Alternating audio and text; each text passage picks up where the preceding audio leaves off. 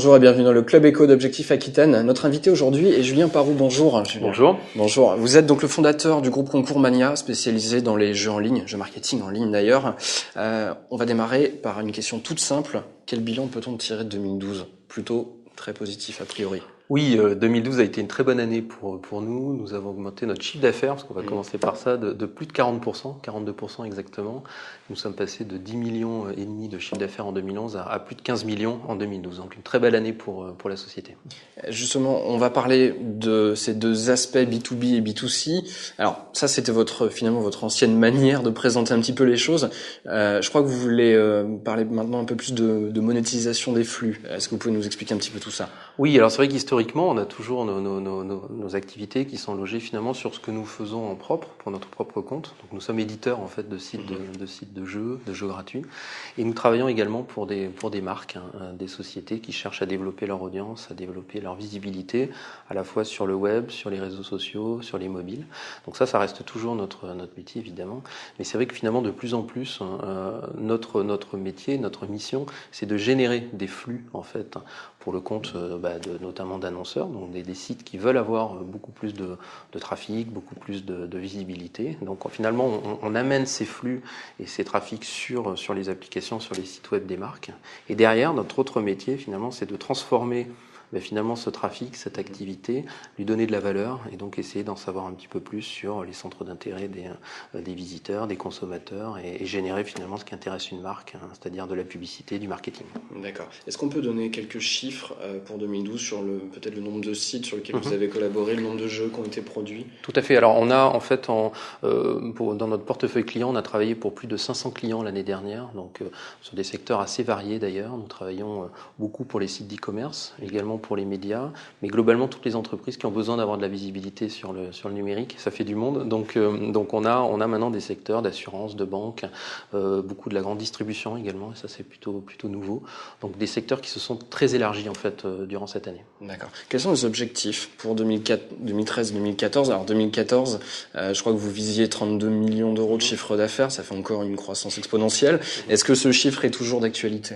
Oui, tout à fait. Voilà, on l'a annoncé en effet l'année dernière. En fait, on s'est donné un cap à 3 ans.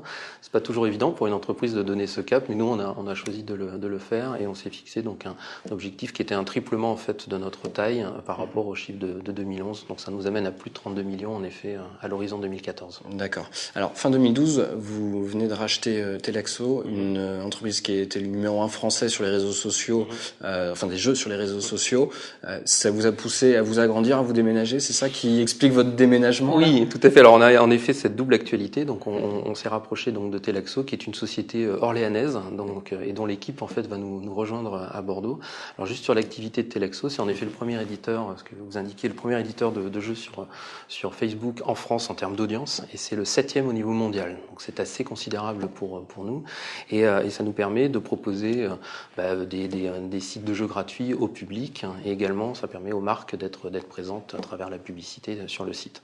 Donc tout cela c'est une équipe, c'est des compétences, des talents, et tout le monde nous rejoint en fait à Bordeaux. Et en effet, il va falloir pousser les murs. Donc on est trop à l'étroit au boulevard Wilson où nous sommes actuellement, et nous allons déménager au 1er juillet sur les quais de Bordeaux. D'accord. Entre un groupe Côté d'ailleurs, je pense que c'est important de le rappeler aussi. Tout à fait, Pas de regret de vous être lancé dans l'aventure boursière ? Non. Alors en effet, Concours Mania est coté en bourse à Paris, en fait sur le marché Alternext, qui est le marché des entreprises de croissance depuis mai 2011. Donc c'est finalement 2 ans maintenant. Et non, on est très satisfait en fait de cette décision et de cette opération. Ça nous donne de la visibilité et en même temps ça nous donne les moyens de nous développer, d'embaucher, d'investir. Je trouve que c'est une bonne chose pour une entreprise comme la nôtre. D'accord. Il y a quelques jours avait lieu à Bordeaux la Grande Jonction, un événement qui était donc consacré au numérique et d'ailleurs plus particulièrement au business du numérique. Lors de ce rendez-vous, vous étiez donc à la tribune et vous disiez: il est important pour les entreprises du numérique de savoir raison garder, et en tout cas de maîtriser sa croissance. Est-ce que c'est pas un peu paradoxal quand on voit que votre croissance à vous est de 42% l'année dernière? Qu'est-ce que vous voulez dire par là? Alors c'est vrai que c'est un sujet important, je trouve, aujourd'hui. Bon, la croissance, c'est quelque chose de fondamental pour une entreprise en général, et dans le numérique évidemment également. Oui, on doit faire de la croissance aujourd'hui de son chiffre d'affaires. C'est ce qui permet en effet de valider en quelque sorte le le métier et les offres que l'on peut proposer pour ses clients. Mais d'un autre côté, je crois qu'il est du devoir d'une entreprise, d'un chef d'entreprise et d'une équipe, de le faire dans des conditions qui permettent d'avoir cette croissance pérenne. Et nous avons une activité qui a toujours été rentable et qui permet en fait évidemment d'avoir de la visibilité, de la sécurité sur nos investissements, parce que c'est important, il faut investir dans la durée, il faut également pouvoir embaucher, recruter des équipes, mais pouvoir avoir là aussi une sécurité en fait vis-à-vis d'elles. Donc tous ces éléments-là sont importants. Donc je dis oui à la croissance, mais attention à la croissance rentable, c'est important. D'accord. Est-ce qu'on peut parler de Bordeaux en tant que capitale du numérique? En tout cas, est-ce qu'on peut considérer qu'il y a une véritable filière du numérique qui a été créée, ou est-ce qu'elle en est encore à ses débuts finalement? Alors, ce qu'il y a de bien dans l'industrie du numérique, c'est que l'histoire en est quand même encore à ses débuts. Donc ça, c'est ce que je trouve de très excitant en fait sur cette période. Nous vivons aujourd'hui une véritable révolution industrielle. Tout change par le numérique, tout est assez impacté, aussi bien des entreprises pur acteurs en fait du numérique, comme des entreprises traditionnelles qui sont maintenant évidemment concernées avec des potentiels et des choses très intéressantes dans le numérique. Je crois qu'à Bordeaux, c'est ce que nous retrouvons en fait aujourd'hui ici. Nous avons de gros acteurs, et en premier lieu, le premier site d'e-commerce de France qui est Cdiscount, qui est né ici et qui se développe ici. Beaucoup d'acteurs, comme Concourmania évidemment, mais d'autres acteurs en fait du domaine du numérique. Donc on a vraiment un nombre d'emplois maintenant qui se compte en milliers en fait dans la ville, et donc je pense que c'est déjà une réalité économique. Et en même temps, c'est en train de toucher toutes les entreprises, tous les secteurs. Et je crois qu'à cet égard, la ville a beaucoup d'atouts pour se développer sur cette filière, parce qu'on a une qualité de vie dans la région qui est tout à fait exceptionnelle, ce qui fait que nous attirons des talents, et en même temps, on a finalement des coûts, notamment des coûts de locaux qui sont assez contrôlés. Donc je pense que c'est des éléments qui sont très positifs. Avec un écosystème qui est en train de se créer. Voilà, un écosystème qui se crée avec des universités, des écoles qui sont évidemment très importantes dans tout cet écosystème, des fonds d'investissement qui alimentent, je dirais, les projets et les investissements. Et donc je crois qu'on a une bonne configuration pour en faire une région de premier plan. Il y a quelques années, on parlait de fragilité finalement du modèle économique des entreprises du numérique.